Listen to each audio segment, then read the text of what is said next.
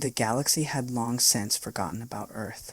Among all the thriving civilizations, humans, or Terrans as they were once called, had become a distant memory, more myth than reality.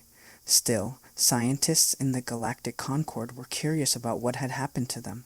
After thousands of years of searching, they finally found a clue. A dormant probe floating near the edge of the solar system sent out a faint signal. Leading the investigation was Commander Kale Drevall, a Rakar with sapphire blue scales and an insatiable curiosity. Beside him hovered Threya, his avian second-in-command, who was known for her careful, precise nature. Together, they examined the ancient probe, its design unmistakably Terran. "Commander," Threya said, her beak clicking with nervous energy, "this probe isn't just an artifact. It's transmitting a signal. It's a beacon." "Beacon?" Dravok rumbled, his claws tapping the controls. "For what?" "For Earth," Threya replied. "Or whatever's left of it." Excitement and apprehension grew as the team charted a course for the long-lost planet. When they arrived, Earth was unrecognizable. The cities were ruins, overgrown by nature. Yet, deep under the surface of one shattered metropolis, they discovered something incredible. Their excavation uncovered a massive underground chamber, unlike anything in their records. Complex machines powered a giant stasis vault, still operational after all this time. As the archaeologists worked, the vault slowly began to hum and, to their astonishment, opened. Inside were thousands of cryopods, each containing a human frozen in time. Slowly, the systems brought the humans back to life. The first to awaken was a tall, muscular man with sharp green eyes and a long scar on his face. He moved with surprising strength and confidence, his gaze sharp as it landed on the aliens. "Who are you?" Dravok demanded, trying to maintain his composure. The man's lips curled into a smirk. "I'm Colonel Eric Darren of the Solarian Expeditionary Fleet. And you," he said, stepping forward, "are trespassing."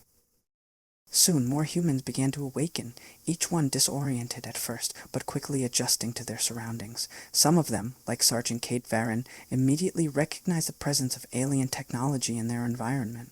"They've been here before," Varon muttered as he examined the chamber's outer walls. "But why didn't they wake us?" As more humans woke up, the situation shifted quickly. They took control of the site, accessing old databases and learning how much time had passed. The truth they uncovered was devastating. Thousands of years ago, when Earth was struggling, humanity had turned to their alien allies in the Galactic Concord for help. But instead of assisting, the Concord had abandoned them.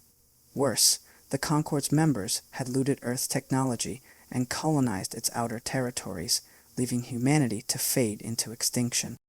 "They left us to die," growled Sergeant Cade Varon, one of the awakened humans.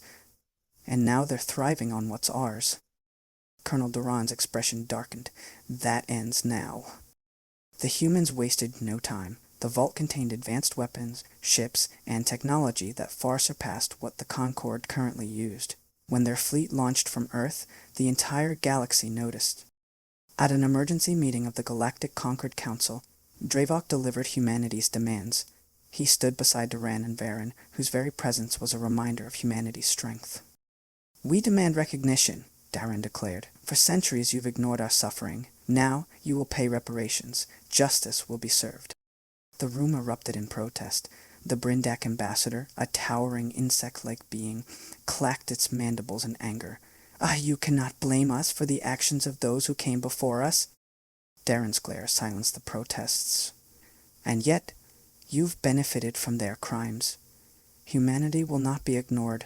Comply, or we'll take what's owed." After the meeting, tensions escalated. As the humans prepared for war, they spread their message across the galaxy, broadcasting old Terran records of their culture, achievements, and ultimate betrayal. Entire planets watched as humanity's story was brought back to life, stirring debates and sowing unrest within the Concord itself. The Concord underestimated humanity. Within weeks, Terran fleets attacked key Concord outposts, dismantling defenses with brutal precision. Each victory sent shockwaves through the galaxy. Human tactics were swift, adaptive, and devastating. But it wasn't just their technology that made the Terrans formidable. It was their unbreakable determination. Their soldiers fought without fear, and their strategies outsmarted even the most advanced Concord forces. World by world, the Terrans advanced, leaving their mark on the galaxy. One of their greatest triumphs came at the Battle of Trenholm's Gate, where a small Terran fleet used guerrilla tactics to destroy a Concord supercarrier. The Concord's admirals were left scrambling to understand how a civilization supposedly extinct could dismantle their military might so effectively. Not all species stood against humanity. The Ruvok, a reptilian species long oppressed by the Concord, saw the humans as liberators. Their leader, General Thrakos, offered them ships and warriors. "Your fight is ours," Thrakos said. "The Concord has ruled over us for centuries. Together we can bring them down." Thrakos' alliance with humanity inspired others. The Drin, a race of engineers forced to serve the Concord, secretly supplied Terran forces with vital intelligence and resources. Each defection weakened the Concord's grip and strengthened the Terran cause.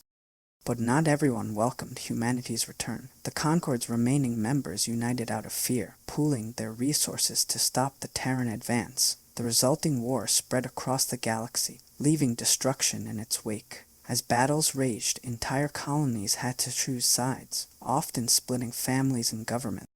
The war came to a head above Arion Prime, the capital of the Concord. The largest fleets in galactic history clashed in a battle that would decide the galaxy's future. Humanity's forces, strengthened by Ruvok and other defectors, faced overwhelming odds. During the chaos, Duran led a daring mission to storm the Concord Council's command center. Alongside Varen and Thrakos, he fought through waves of defenders, each step proving humanity's will to survive. "You can't win," sneered the Concord Chancellor as Darn entered the council chamber. "Your kind is a relic of the past." Darn's blade gleamed as he stepped closer, and yet, here we are. With the Concord's leadership in disarray, their fleets collapsed. Humanity emerged victorious, though the price was steep. Entire worlds were in ruins, and countless lives were lost. Even so, the Terrans had reclaimed their place in the galaxy. In the days following the battle, Terran engineers worked tirelessly to stabilize the wrecked infrastructure of Arion Prime. Thrakos' forces aided in rebuilding efforts, while human leaders negotiated with surviving Concord representatives. The message was clear. The galaxy would never again treat humanity as an afterthought.